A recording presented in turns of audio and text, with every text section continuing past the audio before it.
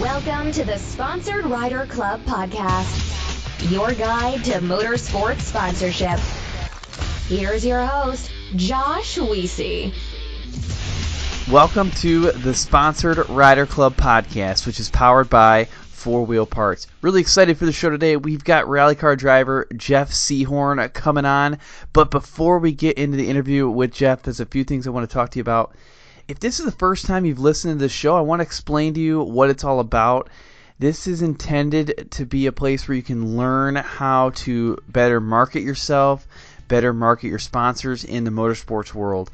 We bring on guests from different disciplines. You know, this example is rally car. We do Jeepers. We do monster truck drivers, ATV, UTV, dirt bike, NHRA. It doesn't matter. We bring on motorsports disciplines to talk about what it takes to build a successful sponsorship program. And if you're getting value out of this show, if you're enjoying what you're hearing, head over to iTunes, leave a rating and review. Head over to one of our Instagram or Facebook pages. Let us know that you like what's going on. And subscribe. That's the best way to make sure you don't miss upcoming shows. We're very excited to have 4-Wheel Parts be a big part of the show. They provide amazing products out there for pretty much anything you might need. I'm a Jeeper myself, and they've got just all sorts of goodies in there. But I do want to tell you about some of the deals they have going on with their current Get Dialed for Summer promotion. So you can get $250 off a purchase of a set of 4 Pro Comp tires, $100 off BF Goodrich tires. For Pro Comp wheels, buy 3, get 1 free. So honestly, from the Pro Comp standpoint, you can get a whole setup there for your tires and wheel combo and just save tons of money right now. $500 off select suspension systems, so might as well do it up big. 10% off Ready Lift, 10% off Smittybilt, 30% off LRG wheels, and they're also selling Rough Country now. So there's just so many options. It's crazy. If you add all this stuff to your cart and you realize that you just can't afford all this right now, I get it. 6 months interest-free financing is available now through Synchrony Car Care. So you can call 1-800-284-9840 for more info, or you can head over to 4wheelparts.com. Check it out. I think it's good stuff. So I've got a number of other amazing partners that make this show possible. I'm just going to give them some shout outs right now. You'll hear more later in the episode about each one, but this show here is made possible by these companies. AMSOIL, they provide amazing lubrication products, and they're a company that runs on freedom. You can find out more at amsoil.com/rider. SolderWeld, they produce game-changing metal bonding technology, and they are ready to rescue your race. TopThePodium.com, they're experts in motorsports sponsorship and website creation. Bold Racing, they're a family race team and GSP XTV axle specialist, and they are getting prepped for the Vegas to Reno race this year. I'm going to be there again, part of their pit crew, so excited for that opportunity. And then Crash Act Industries, they provide human protection and extreme racing products. I also want to shout out some of our other partners, including MBRP, HMK USA, Studboy Traction, GSP XTV, Diode Dynamics, and High Octane Coffee. Now it's time to get in the show. But first, we are going to start with your High Octane Coffee marketing tune-up. This segment features Joey Sylvester of High Octane Coffee. He gives tidbits of advice, and he can be reached at Joey Sylvester 8, and you can also find out more at High Octane Coffee. What's up, guys? Joe Sylvester here with your High Octane Coffee marketing tune-up of the day. Today I want to talk about sponsor attraction. Sponsor attraction, to me, is a much better tactic than quote-unquote sponsor hunting. You want to build your brand. You want to establish yourself in the racing community and in the marketing realm of things. And, as a respected individual, as a professional, you don't want to just keep knocking on doors and hoping somebody answers. You want the sponsors to come to you. That is the most ideal situation for you to be in. And it's the most ideal situation for them. Believe it or not, companies do have, people that work for them or even owners of companies. They take notice on social media. They see what's going on, and they see the brands. They see the people that stand out. Make yourself stand out from the rest. Be very active on social media, be very active with your press releases, try to grow your email database, and like I said, build your brand. Make your brand something that a company would be proud to be associated with. And like I said, when they come to you, it's a much better feeling than sitting there all night long sending out 100 emails. I know this from experience, trust me. Today, I'm joined by our featured guest, Jeff Seehorn. Now, Jeff, I want you to take a minute now, fill in the gaps from that intro, and tell us a little bit about you. So I'm Jeff Seehorn. I am the owner-driver of Seehorn Rally Team, and we are in the Team AMSOIL rally car. Woo-hoo. Yeah. So AMSOIL is a big part of the show and has been for the past year and a month or so. So it's good to see fellow AMSOIL-ites on the show. Is that how you say that? Do we have like a team AMSOILians? I don't know how to say it, but AMSOIL, yeah. Not sure about that one. Definitely not the second one. That one did not work, but AMSOILians. Yeah. Well, good. Yeah. So let's dive into your background, man. I want to know your story. I want to know, how you got into this world of motorsports, and I don't know. Let's go through the journey. Yeah, so currently this is my 6th season in rally, but I got my start back when I was 4 years old. Started out on motorcycles, so started trail riding when I was 4, and then 7 years old started doing cross country enduros on motorcycles. Did that till I was about 19. When I was 15, 14, would start riding the pro class. Did some national hare and hound stuff in the desert. So yeah, lots of fun, terrain reading, and, it's pretty similar to rally, the cross-country enduros, because you're going flat out through the woods, and you have to, read what's coming up. You don't have a co-driver, so it's right. a lot of it relies on your split-second thinking and just knowing all the different variations of, what the trail can do, and your visual cues. So yeah, did that. I still try and do it as much as I can. The rally racing takes up a lot of time, so don't get to ride the dirt bike as much anymore. But when I was 19, I bought a street bike, and I only rode it on the street for about a year before I started road racing that. So did that for several years. Did it at the AMA professional level for after about 3 seasons, I think I started doing some pro road racing stuff. So, that was back in my glory days. I was racing some AMA nationals. Daytona Motorsports was my first national. I flew all the way over to Daytona and blew my bike up during practice, and then at the start of spring break, I got jumped on the street, got knocked out. So it was kind of an eye-opening round, flying all the way over doing a national, and broken bike and broken nose. So. Right. Oh, man. Anyways, did that for several years, had a blast. Still do some track days and stuff. Want to get back into it a little bit, but got into Subarus back in 2008 and just bought a brand new Subaru off the showroom and started autocrossing it. Then after several years, I spectated one rally, and then after that I was hooked. So decided to, after about 2 years of spectating my first rally, decided to sell off the street car to build a rally car, and built my first rally car back in 2014, and the rest is history. Nice. So what drove that transition? Like, why'd you decide to get out of the bike world and get into the car world? Why'd you even pick up the Subaru in the first place? I picked Subaru because it was, they were a production rally car. Yeah. You can roll them right off the showroom floor, put a cage and safety gear in them, and go racing. The car I bought was an 08, the new 08 hatch, and they weren't that popular when they came out, so they were closing them out at a super great price, 0% financing, and so that's why I ended up buying it. And actually, I think that winter I got stuck in I had a little sport compact pickup, so I could have a sports car and haul my motorcycles around. I got stuck in the snow a couple times, and I was like, screw it, I'm just going to buy a Subaru, and just kind of fell in love with them, and all-wheel drive turbocharged cars are a lot of fun.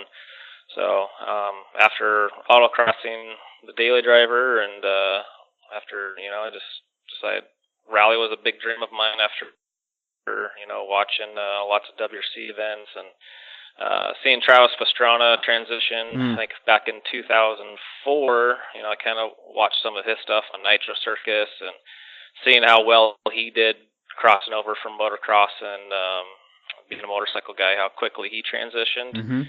I thought that I could probably pick it up pretty quick, and wasn't too far off, not quite at the same level as those guys, but we're as a privateer, we're doing really well. So good. Well, I mean, not too many people are at the level of some of those folks like Pastrana. That's just the way it is. But that's cool though. That's a cool story. I am getting into the world of autocross in a much smaller scale than pretty much anybody else. But I am going to be doing a time trial autocross race actually at my work, where it's a company, employee event that we're going to do. The SCCA is coming in and they're going to sanction a little rally course for us, and we're restricting it to, because we're all like, just bringing daily drivers, but we're restricting what cars come in and, closely controlling that. But I'm going to be racing my super fast, fully stock, non-RS or RT or ST Ford Focus. Nice. Like truly not the cool Ford Focus. I mean, I love my car actually, but not the cool one. But I'm just gonna be like. Well, the ST still turbocharged, right? Yeah. Well, I don't have that one. I got the SE. The just like. Oh, SE. I thought it said ST. Okay. Like just the sedan, like regular old sedan. But I got cool rims. I got cool BF Goodrich tires, and I'm super excited though because I've not done that before. I've done a time trial on a UTV and a Polaris Razor, and that was a lot of fun. But never done anything like this, and I don't really have the racer's blood in me necessarily, unless it's a straight line on a snowmobile. I can do that all day, but this is gonna be fun. This is gonna be fun for me. No, it should be a blast. It should be actually a decent car for that. Yeah. Thing that light and nimble and can get through some guns quick. Yeah, that's what I'm hoping. That's what I'm hoping for. Yeah. So, and there will be nothing that I could run into other than cones because we got just a big old space available. But well, there you go. You got to start there and then get in a rally car. Exactly. One of the guys that I work with, he's like, "Oh man, like I'm building a car just for this." I was like, "Really?" He's like, "No, but I want to." Yeah, no, autocross is addictive. Oh yeah. You get your times every time you come back, and you just keep wanting to set the bar higher. So yeah, it's pretty addictive. Any racing's an addictive sport, I think. So. No, definitely.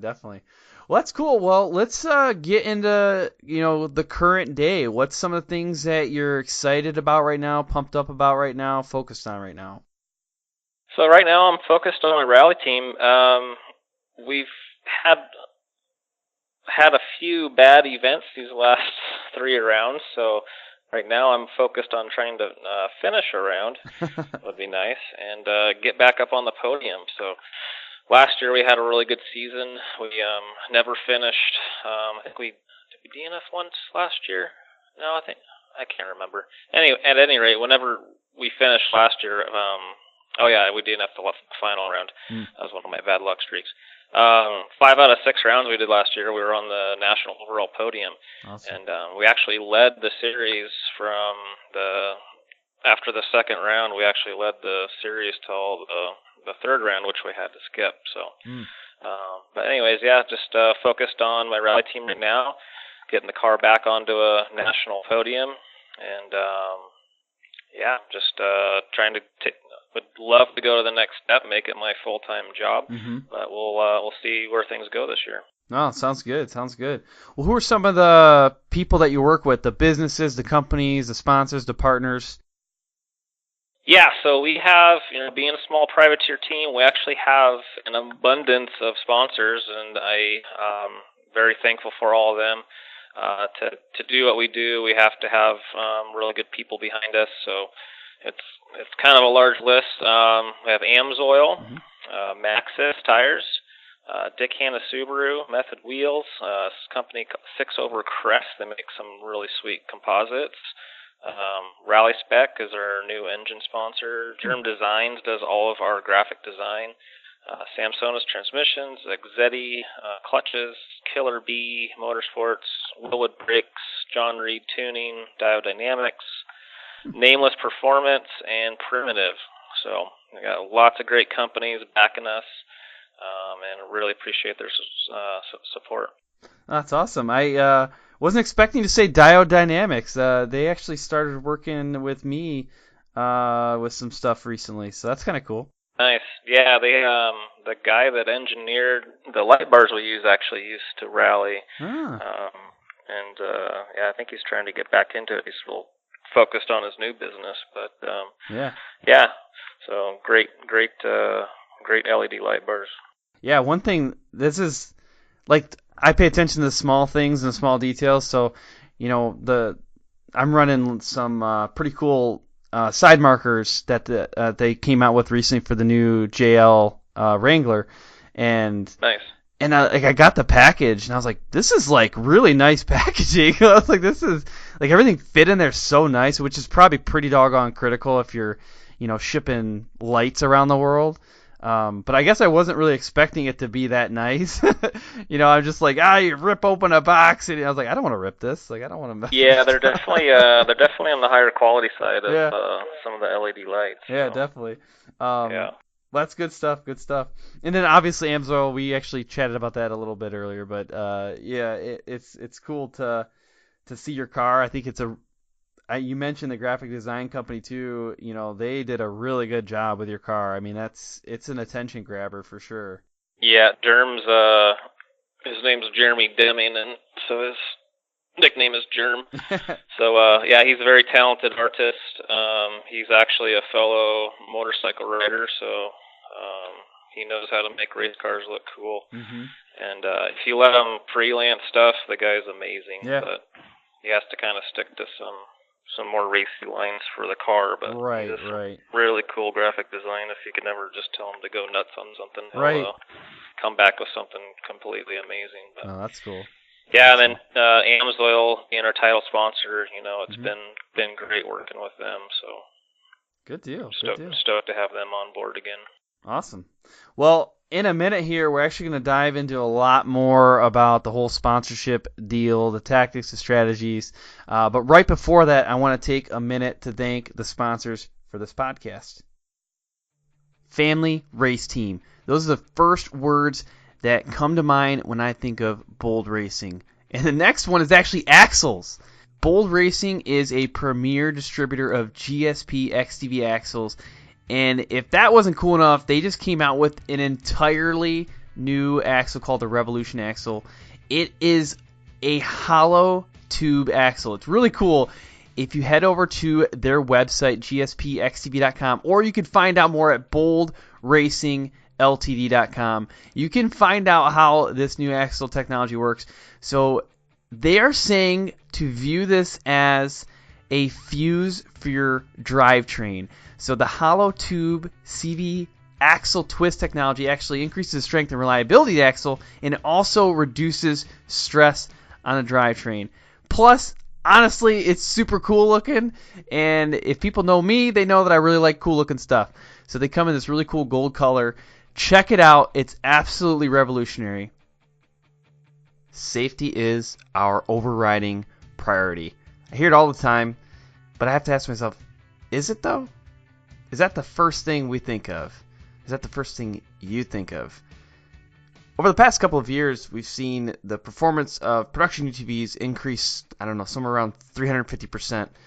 That means these machines give us a lot more opportunity to have fun and win races, but it also, unfortunately, gives us new opportunities to crash.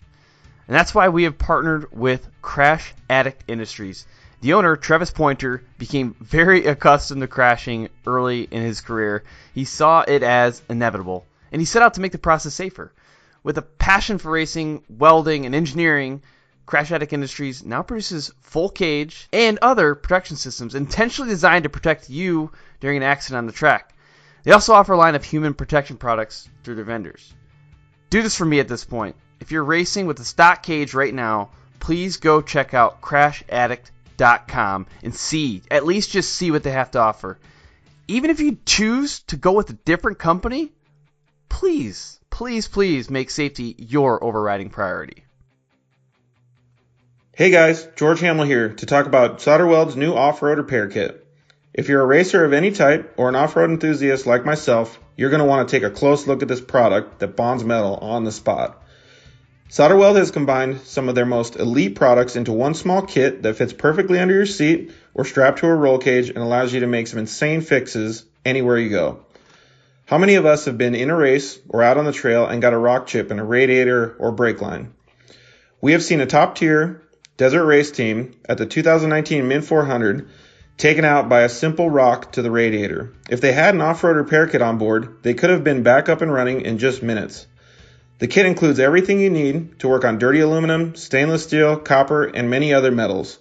SolderWeld's cutting-edge technology allows you to make these fixes with extremely low heat and incredibly high tensile strength, leaving you a lasting fix every time. Don't be that guy broke down on the side of the trail. Get your off-road repair kit today, and your friends will thank you.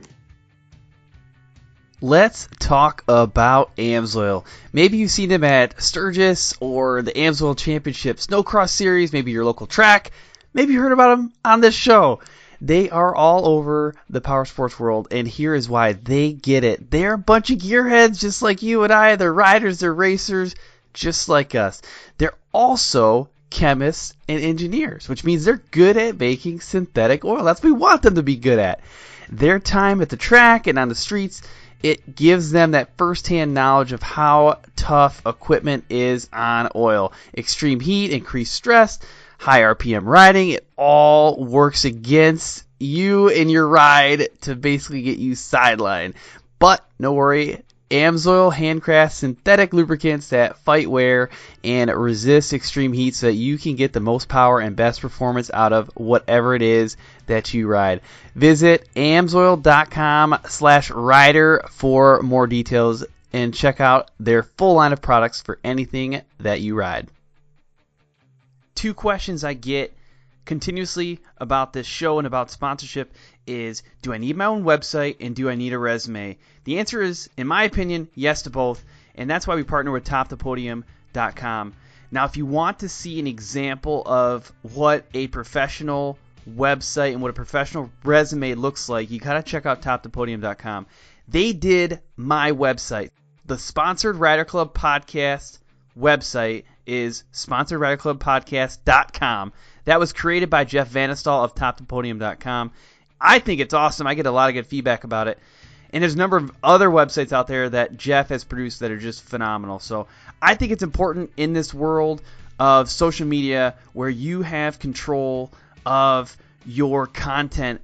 That's what a website does. It gives you full control. We don't know what Facebook's going to do sometimes. We don't know what Instagram's going to do. We don't know what Twitter's going to do. So if we don't have that central location to direct people and house our content, there is some risk that we incur. So I strongly recommend getting a website, talking to TopThePodium.com. And then the resume, again, is massive. And if you want to stand out, get it done professionally. And honestly, it is one of the best ways to step up your game and present yourself in the best way possible. All right, well, welcome back, everybody. We are now at the main event. That's where we get into all the details around sponsorship tactics and strategies. And to kick things off, I'd like to start this segment talking about like ways that you have built relationship with sponsors. You know, like how did you meet them? How did you form a relationship? What was the first connection? So if you had like one or two examples to walk us through, that'd be phenomenal.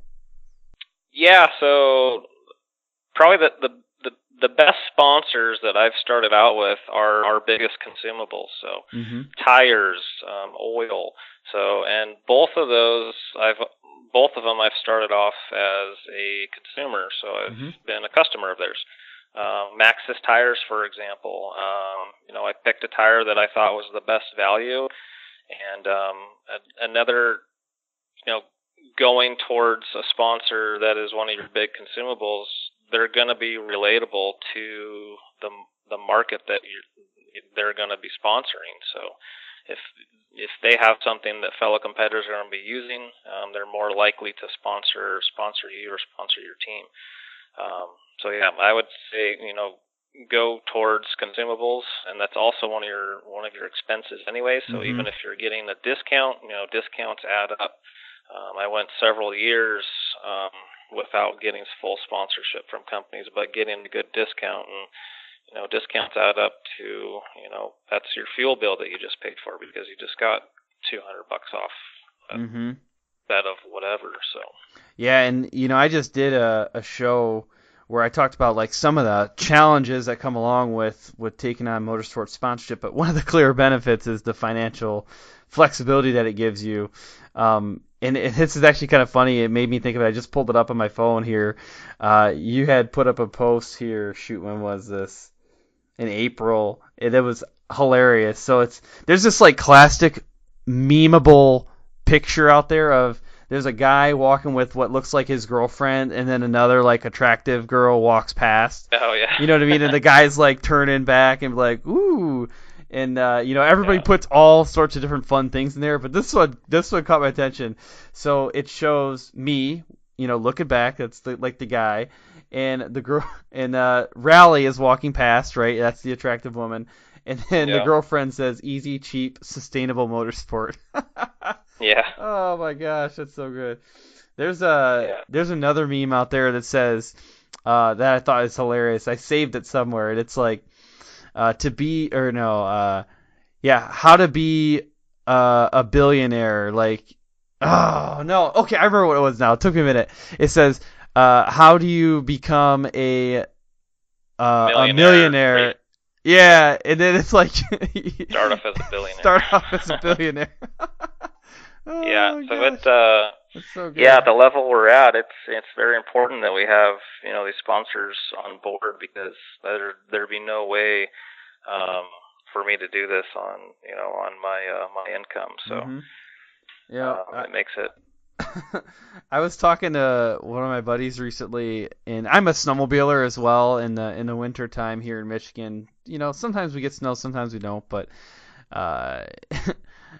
he was my buddy. He used to ride with me, and he's like, "Oh man, I want to get a snowmobile again. I miss mine. Blah blah blah." And I was like, "You should. Like, they're easy to maintain. They're cheap. You can ride them whenever you want." I was like, "Oh wait, no, it's the opposite of all of those things." Yeah. Like, they're such a pain. Yeah. I wish I didn't like it so much, because my life would just be so much simpler without snowmobiling in it.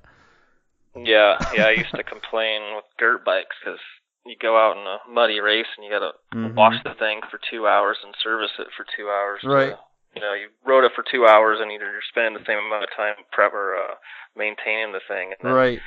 If someone could have just told me before I got into rally how much time I'd be spending on a rally car to go drive it for 2 hours, I would probably not be here right now. But sometimes it's 200 hours in between events. Oh yeah. If you have an off or something, and they're pretty catastrophic. So now, when you're prepping a rally car, are you going in and like checking welds and gussets and like all of that stuff, or the chassis? Most of the time, it's just stuff like, I don't know. Last round, we ended up going into a bank really hard, so there's suspension pieces, and I had to have a body shop pull out a right rear quarter panel, and you got to replace the front bumper and stuff like that. Sometimes you can go in between rallies and there's not much maintenance to do, but the other thing is, you're beating the crap out of these cars. So like, I like to figure one rally weekend is like 20,000 miles or more of what kind of wear and tear you'd have on a daily driver. Yeah, that's a good point. Very abusive. You're going 100 miles an hour over these rough, rocky sections of road, and it's just, it just tears the car up. Right, right. The underbody gets torn up. Things just wear very quickly, so you have to stay on top of everything. We had an engine failure at the first round. That engine had been in the car the bottom end had been in the car for 2 years, and it just timed out. You're going flat out for 15 minutes straight, and it puts a lot of wear and tear and stuff. So. Yeah, it's like there's probably the extreme end of just like overall vehicle abuse being probably trophy trucks out in desert races, but rally's got to be not too far behind them. I mean, a little bit. Yeah, I mean, we're not hitting super big G-outs right. like those guys, but we also don't have 24 inches of travel. Exactly. Yeah. Whatever. I mean, I think I have 9.5 to right. 10.5 on my car. So. Right. But the roads are, for the most part, they're Forest Service roads, and we don't have big G-out whip sections like that. Right. Right. We do have we take some pretty big jumps, and I mean, there are at times dips and stuff that we hit pretty hard, but for the most part, and that's another part, is you need to try and conserve your car too on a rally. That's another part. There's 150 miles of stage miles sometimes you have to make it the whole weekend without breaking it, so you have to drive smart as well, which I'm sure trophy trucks do as well. So no, that's good. You can't take everything in 100 miles an hour. No, you cannot. That's like, I go to a one desert race every year, and it's amazing just how very few of the vehicles actually finish that stuff. I mean, they just take a beating. But okay, so yeah, you start saying, right, start as a consumer. You're already consuming these tires. You're consuming oil, things like that. You said you started off early on, with discounts, things like that. How'd you even get to that point? I don't know if it's with Maxxis or with AMSOIL or somebody else. So what I've always pushed for, I grew up racing motorcycles before social media was a thing. So results were always, what people look for when they're, looking to sponsor a rider. It's, you're at the track, you see the guys on the podium, that's kind of where you build your reputation from. So a lot of my sponsorships did come from after good results, like Maxxis picked us up after my second year at Oregon Trail, my 5th event ever, second year, and we were 3rd overall fastest on combined results. I didn't sign up national, so I didn't get my 1st overall national then, but we were 3rd overall fastest, and that's when we picked up Maxxis. We had the results. We didn't get full sponsorship with them until we had the 2017 Subaru STI that we built, because they wanted that as an asset so they can have it for content. They wanted the newer car. So, I mean, results get you so far, but companies also want the assets and they want the content. So, having the car and having, looking the part as a professional team goes a long ways, and that's what companies look for as well. So you can't just be the fast guy and run a 2005. That's the car I started out in, was the older body style. They wanted the new car for the content and the asset. So so that's what they saw in me. AMSOIL, they approached me after 2018, and it was they approached us, and then I'm sure they saw the same thing. They saw that we had assets and content that they could use, and it just kind of stemmed from there. So so we talk on this show a decent amount about attracting, I call it attracting and retaining sponsors, but that attraction point, like if you are having sponsors reach out to you, that's the most ideal circumstance you can be in. But then also you got to be prepared for that moment too, right? Yeah, and it's and honestly, AMSOIL, it was one of their interns that just sent me a Facebook message, and I thought it was just a dealer that was going to give us some discounts on oil or whatever. Right. So I was knees deep in doing a complete overhaul on my car after a round, and so my teammate reached out to me and said, "Hey, do you want to look into this?" And I was like, "No, I don't think it is anything. Like, I think it's just a local dealer or somebody that wants their name on the car." And it turned out it was the intern of the vice president of AMSOIL. So I ended up getting meetings and talking with them, and it turned into something big. So that's another thing. And then I just had another company come on board that I thought was going to be kind of a offshoot deal, and it turned into a big deal too. So, nice. And I'll be announcing that here probably in the next couple of weeks after Oregon Trail Rally. But yeah, so I mean, you have to follow up on everything that comes your way. You never know where it's going to lead. And yeah, it is. We're with running this team for the last several years. We're getting companies reaching out to us, and it's great because if they're reaching out to you, they're most likely all already on board. You don't have to do all that hard legwork of sending out stuff and getting a bunch of rejections or not hearing back anything at all. So. Yeah, definitely. If you'd have told me that before I started doing this show, I wouldn't have believed you. You know what I mean? If you'd have said, "Oh no, like people just reach out to me," I'm like, "Oh yeah, that's pretty cute," that's nice. But it happens. I mean, we hear it on the show all the time. There's a number of great companies that have supported this show over the past couple of years, and a lot of them that still do. And I think every single relationship happened where someone reached out to me. I just would not have expected that. It still doesn't even make sense how that stuff happens, but it does. We've had businesses come on here and they say that, like, we see everything, right? We're paying attention to all the races, we're paying attention to all the results, we're paying attention to all the social media. We've got people that pay attention to stuff, and we're looking for you or someone else like you to come on board and help us promote our brand. Yeah. Well, that's good.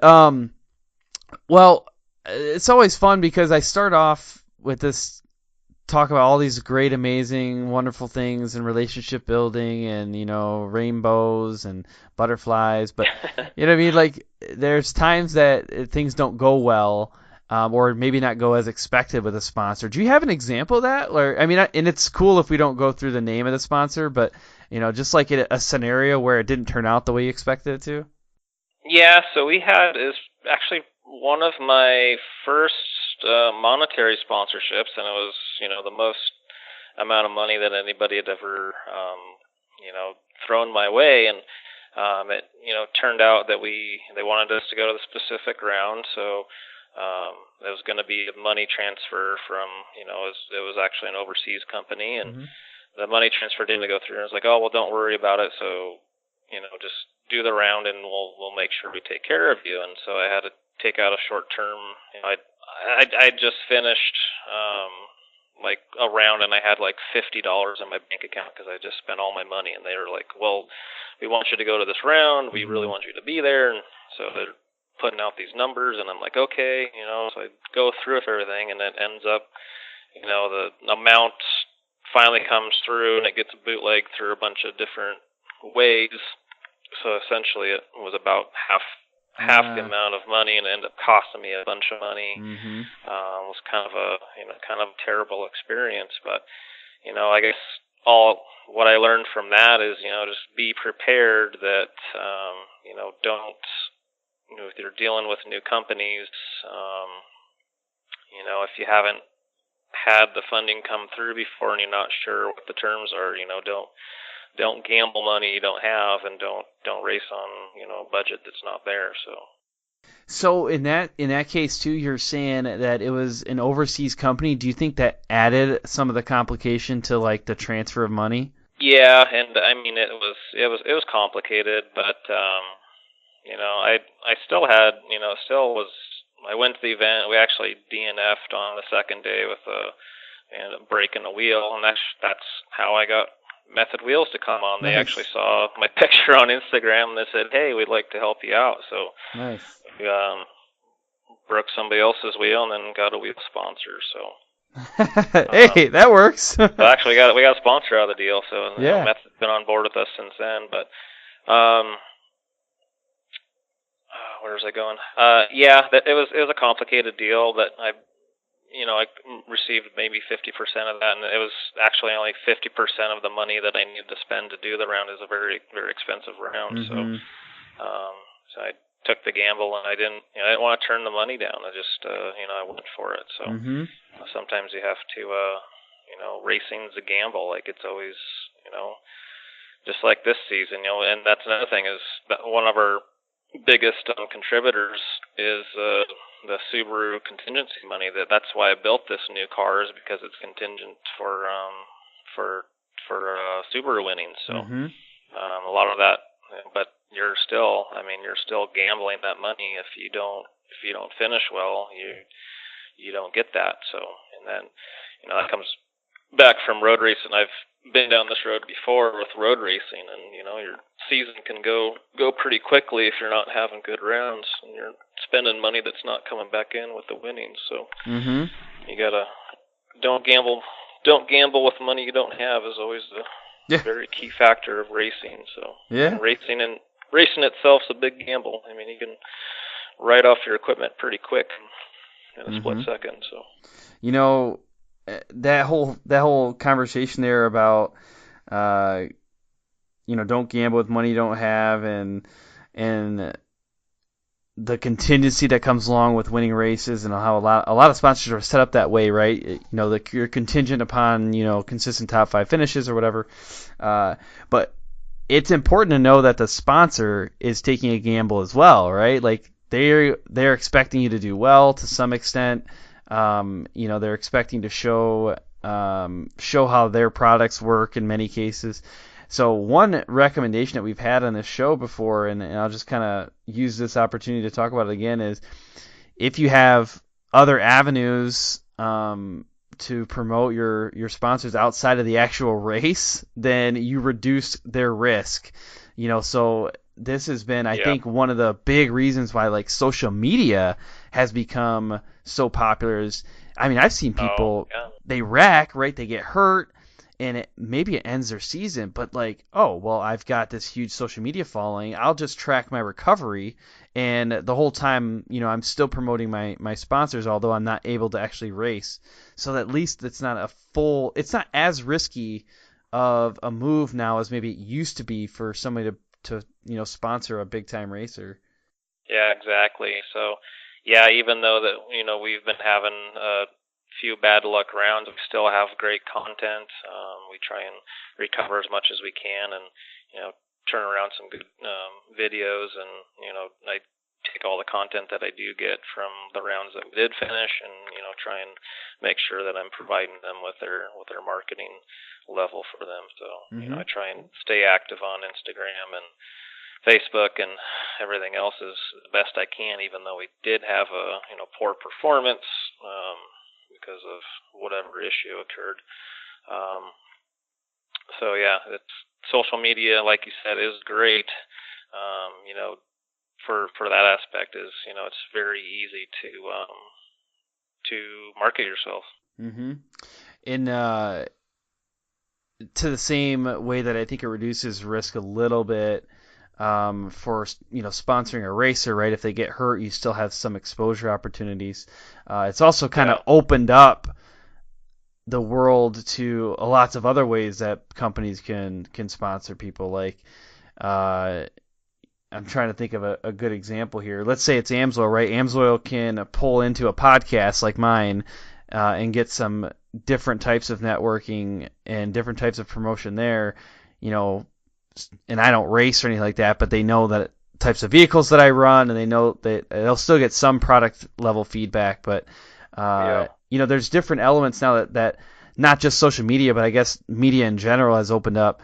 But it's also crowded the market to an extent, because it's it's been good for my show, right? Because there's lots of influencers out there that listen to this show now that aren't even racers. Or anything like that, right? They just know that they can learn a little bit about being a brand ambassador from listening to the show, which is awesome. But at the same point, it's like, holy cow, social media now, there's so much of it. It's hard to really sift through, what's going on here. There's just so much going on. Yeah, it's so easy now for anybody to market anything. So it's it's not like back when you're watching a TV show for an hour and you're set in, you're scrolling through your phone all day long. So it gives you a big opportunity, but also, like you said, it can crowd yourself out. Yeah, I think what it's done is opened up a lot of these micro content sponsorships and micro content I don't know how else to say it other than the fact that it's just there's little niches everywhere, right? Even my show, especially for AMSOIL, right? AMSOIL, they're involved in a lot of different sectors. They got a lot of, big racers that they're working with. And my show is just like this little niche segment for them. But there's so many good opportunities for that now. So it's, like I said, it's saturated and it's kind of crowded, but if you want to get really targeted against a certain group of people or something, I mean, you can do that now way better than ever before. Like, if you want to target somebody who likes Jeeps and Labradors, like, there's a group, there's an influence out there. Like, I just saw this one earlier. This is a real thing. It's like 2 Labs and a Jeep or something. And, like, it's pictures of dogs with the Jeep. Like, okay. Like, if you are in that market in some way, shape, or form, like maybe you sell those little dog kennel things that fits in the back of a Jeep, boom. You're done. Nice. Like, you found your influencer. I have to search that right now. Jeep and Labradors. Yeah. The kennel thing that I just made up that fits in a Jeep, that's fake. I don't know if that exists or not, but I'm sure it's out there. It probably is. If not, hey, look, if somebody's listening right now, you got a business idea. I just gave it to you. Feel free to take it and make it your own. Trademarked. Well, speaking of social media, though, we kind of got into this a little bit, but what's your strategy? I mean, are there specific platforms that you target? Are there ones that you stay away from? Things like that. Instagram's kind of my go-to. It's nice because it'll auto-post to other platforms. Mm-hmm. So I focus mainly on Instagram, Facebook. Not much of a YouTube. I do have a YouTube account. I'm not the best at video mm-hmm. editing when I'm doing it myself, so I just cut it down to different stages and stuff, and put it. I mostly post a lot of videos on there so I can go back and review them myself before rounds, because you can view it from anywhere, right? Mm-hmm. So yeah, Instagram's great because you can get all your hashtags, and then you can tag people really easily. I use a copy and paste function, so I just paste in the same tags, and then that auto posts to Facebook. Facebook's a little more complicated, but it's nice when you have some big content, like a press release or like a video that's over a minute long. So I'll use my Facebook page for a lot of the larger stuff. Facebook, so I auto post to Instagram, then I go onto Facebook and I try and fix the tags come up on Facebook. That's pretty time consuming. That is so frustrating. I don't know. Yeah. It seems like it's gotten worse. Yeah, it'd be nice if they had auto format, but I guess a lot of the Facebook pages aren't the same. So. Yeah, I actually just talked about this in the show that I released. Basically the show was talking about, is motorsport sponsorship right for you? And I broke down some of the investments, but yeah, around social media, that's one of the biggest investments in time is tagging. Updating all your tags and stuff. It's very critical, and especially your sponsors are expecting that. And it is just, I think as the the whole platform has gotten more crowded, you go to tag somebody, even if you tag them 1 million times, there's like 1,400 other people that have a similar variation of like the name, and you mistype it once, and then Then you hit the button on accident and it fills in that whole name, and you got to delete that again and start over. It's you know what I mean? It shouldn't be a big deal, but after you do it enough, you're like, my whole life is tagging. Like, that's what I do. Trying to do Jeep Labradors and you get Labradoodle. Right. It's just like ruins no. and then if you're using some sort of app and then it like tweaks or gets messed up, then you look back after you post it and it's. If you're trying to tag AMSOIL, it says AMS and then AMSOIL after that. You're like, no, I didn't want it to say AMSOIL. I just wanted AMSOIL. And you try to delete it, and then it deletes the whole thing. Either way, I'm rambling now, but it's a little frustrating sometimes. Very much of a first world problem, but still frustrating. Yeah. People in third world countries. Right. Scolding you right now. They are, and they should be. Well, next question I have here is just like, what's something cool or unique or different that maybe you've done to promote your sponsors in the past? honestly nothing terribly unique, but I will say that crashing your car is a great way to get a whole lot of views and get your content shared. It's so true. It's like, yeah, silver lining to a bad incident, but so we anything spectacular you can do it. So you almost have to drive a little dirty just to get some good content for your sponsors, I swear. Yeah, that's a good point. That's a good point. We had Idaho Rally. I kind of hooked the car, and the car kind of hooked up too good, and then we tapped the inside of the bank, so then I steered away from a little bit, and then we ended up going wide on the exit. You should be able to find it on Instagram, but we're hanging off the side of the road with only one tire on the road and 3 tires on the ground through the ditch, and we're almost off this bank, just barely hanging on, and it got a ton of views. So yeah, you almost have to hang it out there. I mean, that's doing stuff spectacular like that. It's risky, and we drive pretty clean most of the time, but when bad things happen, it does. The silver lining is it does get a lot of views, but it's a lot of work. Yeah, a lot of work to rebuild stuff when you make big mistakes like that. But no, that's I don't know. That's the only thing I had was doing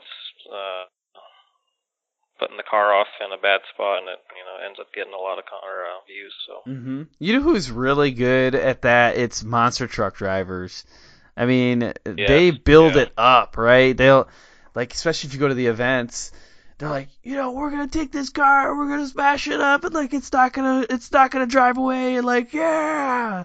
And if the truck breaks for some mechanical issue and they can't just destroy it, the crowd's like, oh. And even the driver's like, dang it, I couldn't absolutely annihilate the thing that I just put all this work into.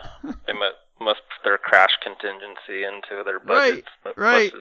Must be like half their event is just wrecking the crap out of the truck. Right. It's just so crazy. It's kind of sick if you think about why does our culture like that? But it is what it is. It is what it is.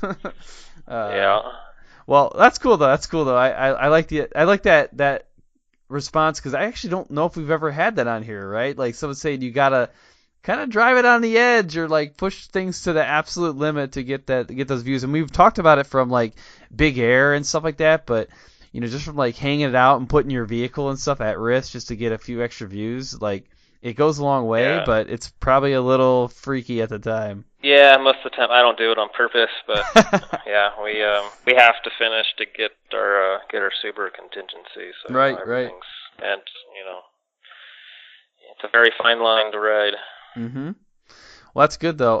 Well, what is also good is the lightning round. That's what's next. See that transition? That was pretty good.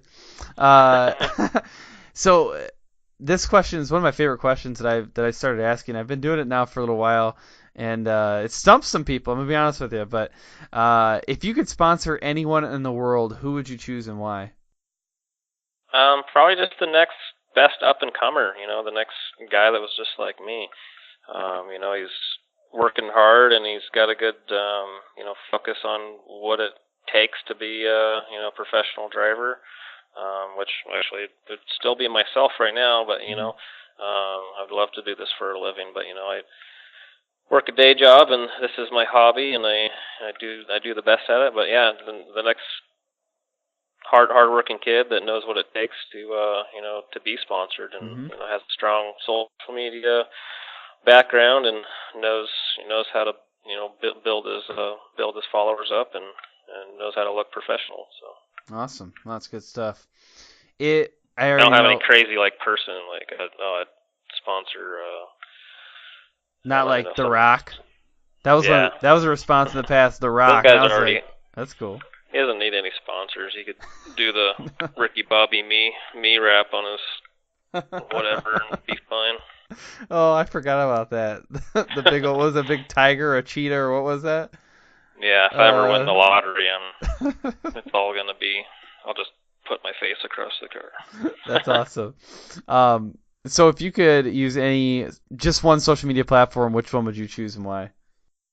I would choose Instagram, just because it's easy.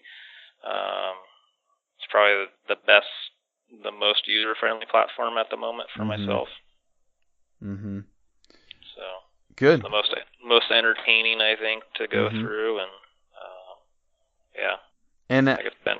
Other than people who are YouTube like stars, everybody says Instagram on the show. I'm like, I've had I think one person say YouTube, and that's like where they prosper, which made really good sense. But yeah, I'm waiting for somebody to be like Facebook. I'm like, what? What did you say? Or Twitter. If someone said Twitter, I would just fall over my chair. But yeah, I almost need to change the question up. Like I feel like I got enough data points now that Instagram is like that's where it's at. But that's good though. Well, who would you say has been your biggest supporter? Well, first there's family, parents and family, and then recently my wife. We started our relationship right before I got into rally, and she's been right there by my side the whole time. I actually met her at a track day. I was instructing at a motorcycle track day, and met her. She's riding this Aprilia 1000. Was it RSV is the twin. I think it's 2001 or something, or 2007. Anyways, met her at track day, and she's a huge supporter of racing, and we got married back in 2017. I built a car. I built my 2015 in 2017. We bought a house, and we got married in the same year, and she's still with me. So nice. There you go. Found the right girl. So perfect. Yeah, then my wife, and then my parents and my family. They've been huge supporters since I was a baby. So awesome. Good deal. So, yeah. Well, we're at the finish line now. So hey, you finished this one. No DNFs here. We made it all the way, but it is time to wrap things up.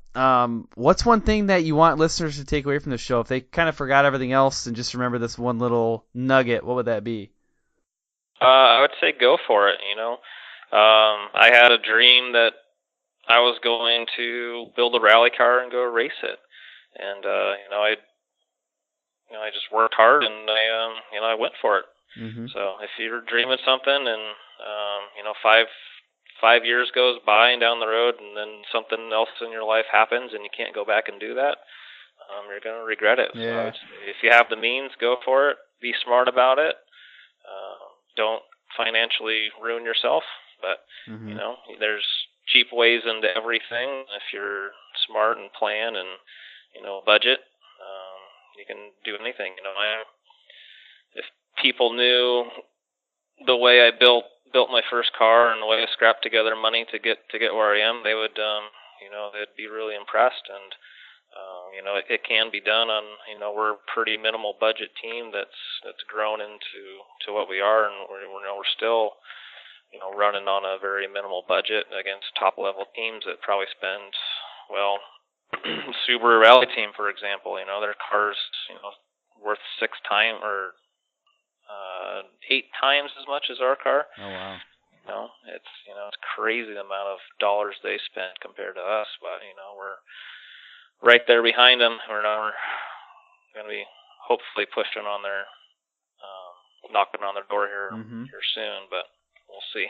Oh, awesome. That's good stuff though. It's interesting getting those comparisons too, right? Because like watching a race, whether you're at an event or you're watching it on TV or on like a live channel, you just don't know that stuff, right? I mean, we talk about it on the show every now and then, but like you just don't know. You can't tell the differences. Joking with another.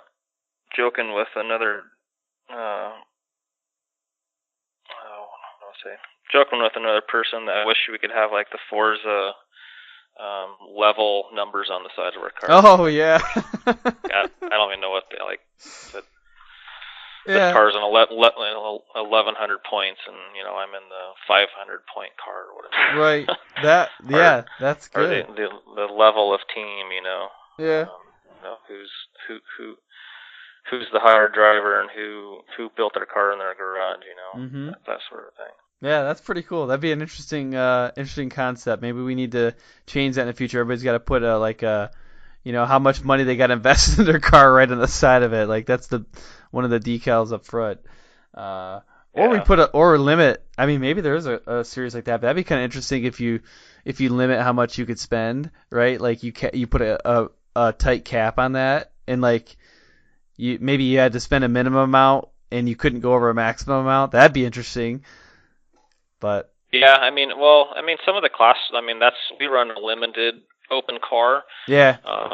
So we're limited to stock turbo, and it's compared to the open class cars. I mean, you can't change the chassis up as much as they do. Like they're pretty much strut tower to strut tower is factory, and then everything in front and behind that is all carbon Kevlar and aluminum.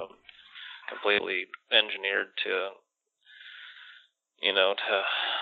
the highest level, where our cars, the chassis is pretty much stock, and we have some fancy bits in there, but it's way more attainable to be competitive in that class. So, classing is nice, but going like a lot of people are watching us on overall podiums, but there's a pretty big difference between the really top tier overall or the top tier open class cars to the limited open car that we run. So that's a good point. But yeah, good deal. Well, what's the best way for people listening to connect with you? Instagram Instagram, my handle is 56 Seehorn, and then my Facebook page is Seehorn Rally Team. So perfect. Those are the two platforms I use the most.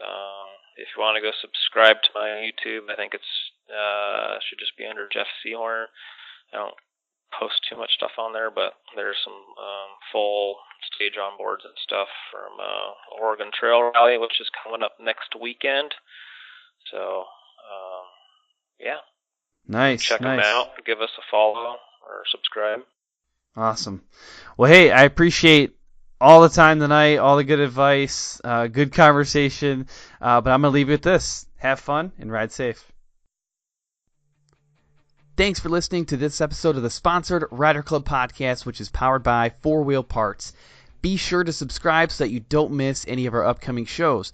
Follow us on social media as well. That's where we share a lot of information and upcoming guests for the show.